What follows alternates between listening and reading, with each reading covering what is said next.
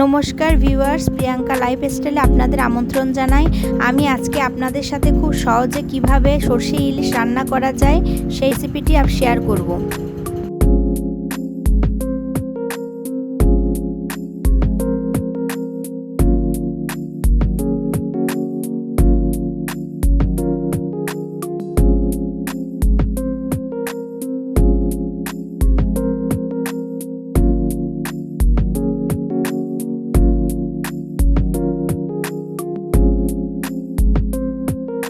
প্রথমে কড়াইতে ইলিশ মাছগুলো নিতে হবে।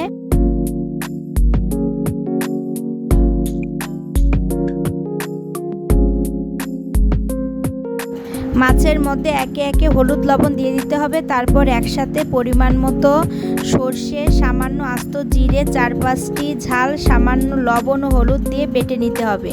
সেই বাটা মশলা মাছের সাথে দিয়ে দিতে হবে। সর্ষের তেল দিয়ে একসাথে ভালোভাবে মাছগুলো মাখাতে হবে।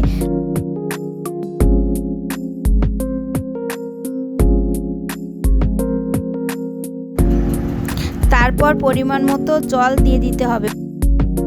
উপর থেকে সামান্য কালো জিরে ছড়িয়ে দিতে হবে। কয়েকটা কাঁচামরিচ দিয়ে দিতে হবে। চুলা অন করে কড়াইটা বসাতে হবে। ভালো করে নাড়তে হবে।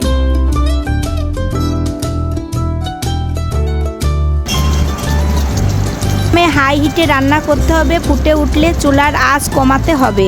সামান্য সর্ষের তেল দিয়ে দিতে হবে।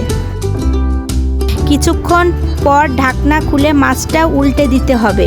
আবার ঢাকনা দিয়ে ঢেকে দিতে হবে। মাছটা হয়ে গেলে একটি প্লেটে কড়াই থেকে নামিয়ে কয়েকটা কাঁচা মরিচ দিয়ে গরম গরম পরিবেশন করুন সর্ষে ইলিশ।